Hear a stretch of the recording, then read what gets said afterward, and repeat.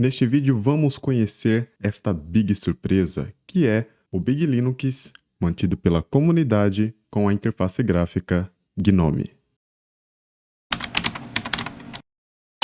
Uma parte legal aqui do Big Linux com a interface gráfica do GNOME é que você ainda pode utilizar o Xorg ou Xorg se você preferir chamar dessa maneira. Eu prefiro, no momento, estar utilizando o Xorg pela questão de compatibilidade com muitos aplicativos e também com as funcionalidades que são integradas a ele.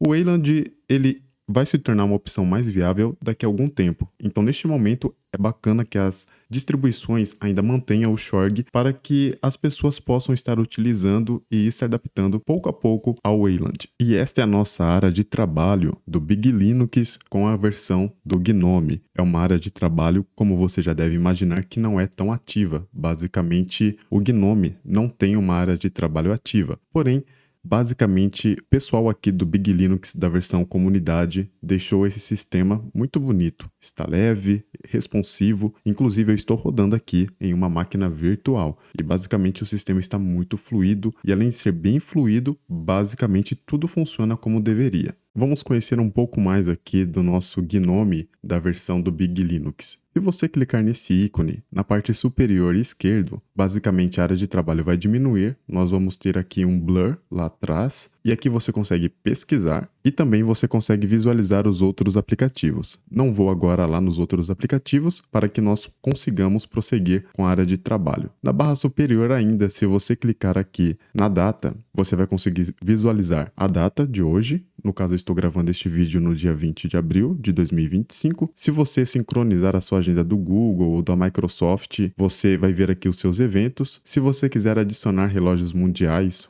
algum horário em específico que você gostaria de saber, para que você possa se programar, por exemplo, vai aparecer aqui. E também para a previsão do tempo, se você selecionar o local. Eu não selecionei nenhum, porque não era interessante que isso aparecesse no vídeo agora, neste momento. Agora, clicando aqui nesse escudo, basicamente você vai ter aqui o gerenciador de pacotes. Quando tiver alguma atualização, vai aparecer uma bolinha vermelha ou algum ícone além desse escudo aqui. Aqui é para você gerenciar o seu copia e cola. Então essa pranchetinha aqui serve para isso. E aqui é o menu do lado direito, onde você consegue desligar, consegue bloquear a sua sessão, consegue acessar as configurações, tirar print da tela, consegue gerenciar o volume, consegue gerenciar as suas redes, também você consegue gerenciar o modo de energia, e basicamente aqui nessa versão do GNOME tem o máximo desempenho, mesmo para a máquina virtual. Aqui você consegue ativar ou desativar a luz noturna, em máquina virtual não está disponível, o estilo escuro, ou se não o estilo claro, se você preferir, mas eu vou deixar aqui como estava, e aqui o GS Connect, que é uma integração do KDE Connect para o GNOME. Basicamente você vai ter uma funcionalidade integrada ao seu sistema através do GS Connect. Ainda falando da área de trabalho, na parte inferior nós temos essa doca aqui, ou esse dock se você preferir chamar. E aqui nós temos os arquivos, o navegador padrão, que é o Brave, temos a calculadora, temos também o editor de texto, temos o calendário e o console e a lixeira. Por exemplo, vamos ver aqui qual é a versão do Nautilus. Então vou clicar aqui em arquivos, e se eu clicar aqui no menu principal e sobre arquivos, eu vou ver que o Nautilus está na sua versão 48 com o projeto GNOME 48, ou seja, basicamente estamos rodando aqui o GNOME 48, que é uma versão bastante atual. Inclusive, eu lancei o vídeo no canal sobre o Ubuntu com GNOME e estava na versão 46. E eu ainda mencionei que, mesmo estando na versão 46, não estava tão distante da tão atual. E basicamente é uma verdade, porque a versão 48 saiu e já está disponível aqui. Enquanto isso, o Ubuntu utiliza a versão 46. Basicamente, você consegue efetuar qualquer tipo de atividade que envolva manusear os seus arquivos, ou seja, PDF, seja documentos de texto, seja fotos, arquivos, programas, e também compartilhamento na rede é disponível nativamente dentro do próprio GNOME, basta você instalar os plugins necessários. Aproveitando a deixa, vou falar sobre o navegador padrão, o navegador Brave. Lembrando, o Brave ele vem ganhando bastante espaço no cenário das distribuições, pelo fato de que o Firefox, com a sua nova atualização de política de privacidade, acabou aí basicamente destituindo o seu posto de favorito das distribuições. Quando você iniciar o Brave, ele vai abrir a página do communitybig.org, ou seja, para que você possa baixar as distribuições da versão da comunidade. Tem a versão do GNOME, o XFCE, o Cinnamon, e tem a versão também que não tem nenhuma interface, que é a Big Minimal. Eu vou trazer a análise ainda do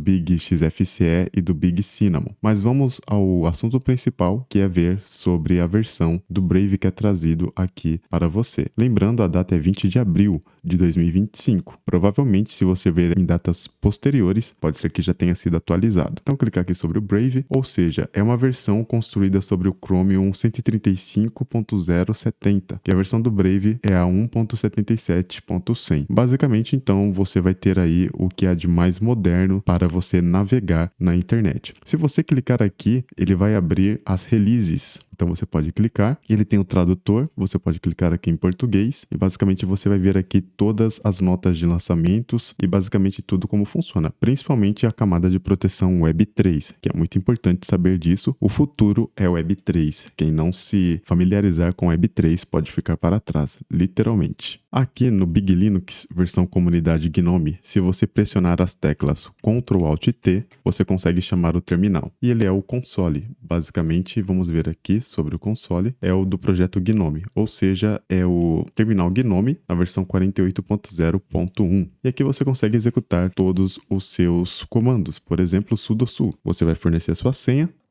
Pronto, você já está como superusuário. Aqui, para você instalar programas, você vai utilizar o pacman. Então, pacman-syu para você atualizar completamente o sistema. E para você instalar qualquer aplicativo, você vai utilizar pacman-s maiúsculo VLC.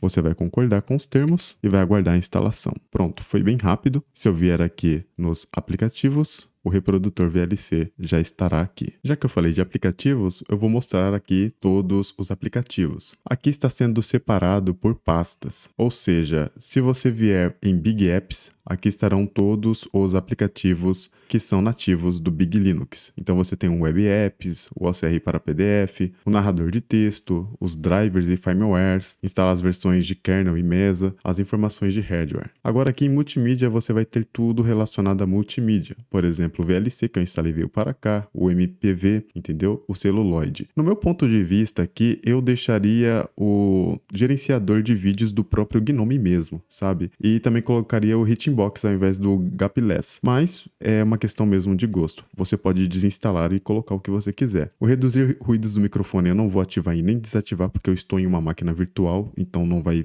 fazer sentido algum eu ativar ou desativar. Basicamente eu estou em outra distribuição, eu estou utilizando os recursos que essa distribuição oferece. O escritório, então aqui você tem tudo relacionado a editar texto, planilhas e etc. Depois nós vamos partir para este lado para nós vermos qual é a versão do LibreOffice. Os utilitários, como eu mencionei, a meteorologia, se você quiser colocar a sua localização, os relógios para você configurar o relógio mundial, os caracteres que vão aparecer os emojis, aqui você consegue gerenciar as suas fontes, nas fontes, nos discos você consegue gerenciar de forma avançada os discos que estão presentes no seu computador. Obviamente você vai ter que fornecer a senha e também o controle parental, para que você possa definir sessões de usuários e que seja de forma limitada, que não possa acessar diversos sites e assim por diante. Também as configurações, então aqui nós vamos ter as configurações, os ajustes, aqui adicionar e remover programas. Essa é uma das versões que eu percebi que só tem uma loja, então aqui já tem um ponto muito positivo, ter apenas uma loja já é essencial. Uma loja onde você consiga fazer tudo e não fazer como, por exemplo, o Ubuntu, que ele tem aquela loja de aplicativos snaps, mas que é ridículo de ruim, que você não consegue utilizar da forma adequada e você tem que ficar recorrendo, instalando um monte de lojas para fazer o que seria simples, basicamente de você ter apenas uma central de programas que você consegue resolver todos os problemas. O monitor do sistema, os backups, né, e os snapshots, e aqui a impressão e também o gerenciador de impressoras da HP.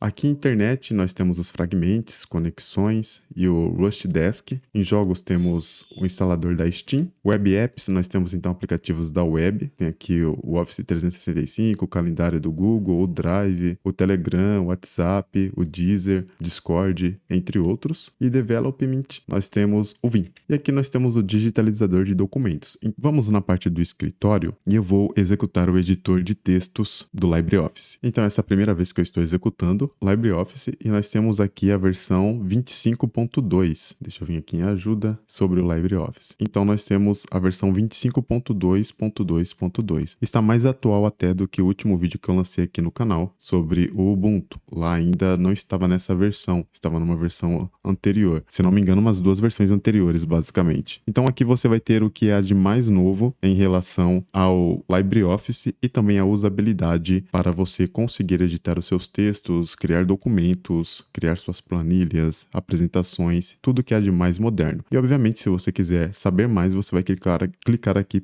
em sítio internet ou notas da versão para você conseguir entender tudo o que foi acrescentado, o que foi retirado e assim por diante. Vamos agora para a loja de aplicativos. Eu fiz a instalação de um aplicativo, como você pode ver, pelo terminal. Agora, se você quiser fazer pela loja, qual é a loja? Então vamos aqui em adicionar e remover programas. Então nós temos aqui a loja do Pamac, é isso, o Pamac na sua versão 11.7.2. Aqui no Pamac você consegue gerenciar basicamente tudo. Deixa eu vir aqui em preferências, vou fornecer a senha e após fornecer a senha, você vê aqui em terceiros, você pode habilitar o AUR automático e também habilitar o suporte a Flatpak. Se você quiser, você também consegue instalar os snaps aqui, mas eu não vejo qual o sentido de utilizar snap, só se tiver uma aplicação que exista só em snap, o que eu acho bem difícil, mas não tem sentido algum em você trazer os snaps para cá, sendo que os próprios Flatpaks já fazem basicamente o que os snaps fazem, ainda com um desempenho superior. No avançado aqui também você pode verificar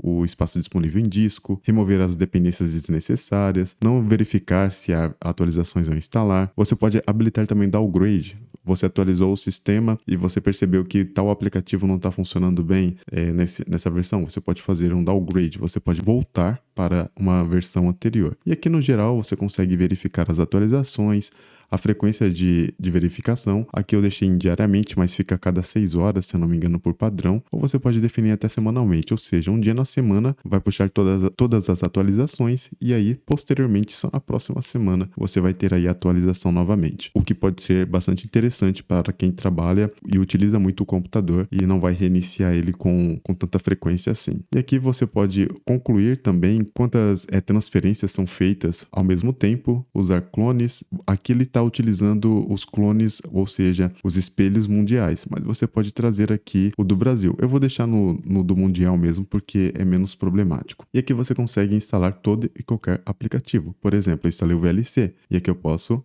executar, remover, reinstalar. As dependências que foram usadas você consegue visualizar aqui, e os arquivos também. É isso. E em detalhes, você tem a imagem do programa e assim por diante. Vamos supor aqui que eu quisesse instalar o Firefox. Então eu posso vir aqui em Firefox e posso clicar em instalar. Mas se você quer a versão Flatpak, então eu vou colocar aqui Firefox, aperta a tecla Enter e aqui você pode ver repositórios oficiais extra, a versão Flatpak e repositórios oficiais também, se você quiser a versão de desenvolvedor. E aqui nós temos na versão AUR também, tá vendo? Outras versões e outros aplicativos do Firefox. Vamos agora para as configurações. Eu vou acessar as configurações através do menu superior na parte direita aqui da tela. Então vou clicar aqui na engrenagem, vou aguardar abrir. Eu já estava mexendo bem antes aqui também para eu entender como estava o funcionamento aqui do sistema. E aqui na primeira opção nós temos a rede, aqui temos Bluetooth, se você tiver adaptador Bluetooth. Se você não tiver, se não me engano, não aparece. Em telas aqui você tem a orientação, a resolução, a taxa de atualização. Lembrando, luz noturna não funciona em máquinas virtuais.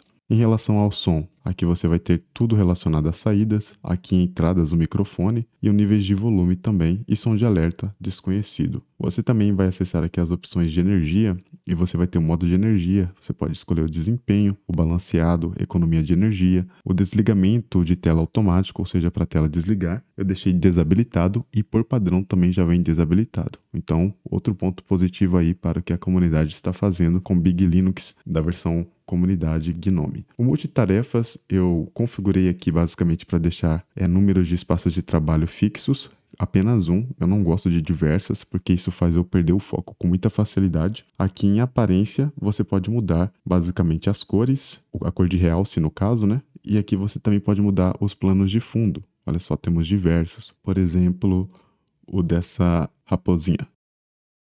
E basicamente você consegue alterar. Existem mais papéis de paredes aqui. Olha só, temos bastante. Temos aqui esse. E também temos esse aqui da águia. Deixa eu colocar o da águia. Olha só. Muito bonito, diga-se de passagem. Diversas imagens nós temos aqui, mas eu quero voltar do padrão. E eu nem lembro onde que a do padrão está. Ah, está aqui. Pronto. A da coruja num estilo mais quente. Em aplicativos, você vai ter aqui então adicionar e remover web apps, aplicativo padrões, adicionar e remover programas. Então aqui você vai conseguir ajustar como que os aplicativos funcionam. As notificações, quais são os aplicativos que podem ou não fornecer notificações. Basicamente por padrão vem apenas esses arquivos, discos, editor de textos, eventos e lembretes de tarefas, file roller, o GS Connect, o navegador padrão, né? E também os relógios e o Zenit. Em pesquisa, quais são os aplicativos que vão fornecer resultados da pesquisa que você fizer? Contas online, aqui você consegue adicionar as suas contas da Microsoft, do Google, Microsoft 365, ou Microsoft Exchange e assim por diante. Em compartilhamento, aqui você vai conseguir compartilhar os seus arquivos na rede local com os seus dispositivos, ou seja, televisão e também videogames modernos que tenham integração com a rede. E uma grande novidade é o bem-estar. Aqui você pode ver aqui o tanto de tempo de tela que você tem, você pode limitar o limite de tempo que você vai utilizar o computador e assim por diante. Isso aqui é uma boa opção se você não quer ficar assim tão refém de utilizar telas. Mouse e touchpad. Vai aparecer a opção de touchpad se você tem touchpad e se você não tem vai aparecer apenas configurações de mouse. O teclado é padrão, no caso aqui eu estou usando português Brasil, e aqui você consegue fazer as suas configurações, gerenciamento de cor, impressoras, se você tiver na sua rede ou conectado via USB, acessibilidade, ou seja, que você pode ouvir o que está escrito na tela, você pode também ter uma ajuda na digitação, apontamento e clique e ampliação de texto se você precisar. Privacidade e segurança também, você pode definir a tela de bloqueio, a localização, remover históricos de arquivos e da lixeira e assim por diante. Em sistema você vai ter aqui todas as informações do sistema. Vou clicar aqui sobre o sistema e aqui detalhes do sistema. Então basicamente eu estou utilizando uma máquina virtual na versão 64 bits e estou utilizando o Xorg, basicamente. Ou seja, o sistema funciona perfeitamente sem nenhum tipo de travamento. Eu estava utilizando aqui, eu coloquei apenas 2 núcleos para este Gnome e também coloquei apenas 3 GB de RAM para estar funcionando e funcionou muito bem. Se precisasse de mais eu adicionaria, obviamente, mas não precisou, funcionou tudo muito bem. Então, esse sistema está perfeitamente bacana se você quiser utilizar.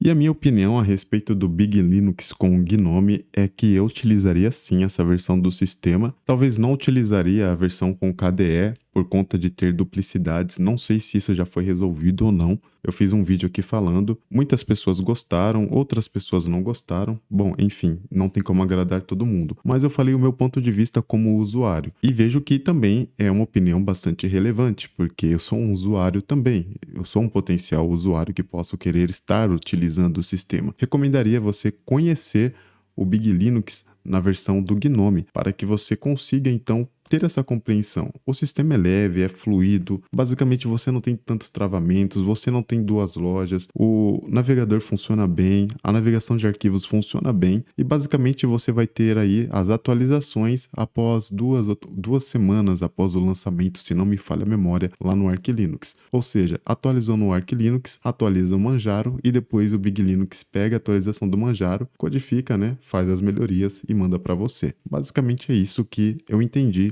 É dessa maneira que funciona. Você não vai ter aí grandes desafios, porque você consegue utilizar os Flatpaks, consegue utilizar a AOR e também os repositórios oficiais, ou seja, você tem 3 tipos de repositórios de programas para conseguir estar instalando. É impossível nenhum desses 3 repositórios ter o programa que você está procurando dentro do mundo Linux.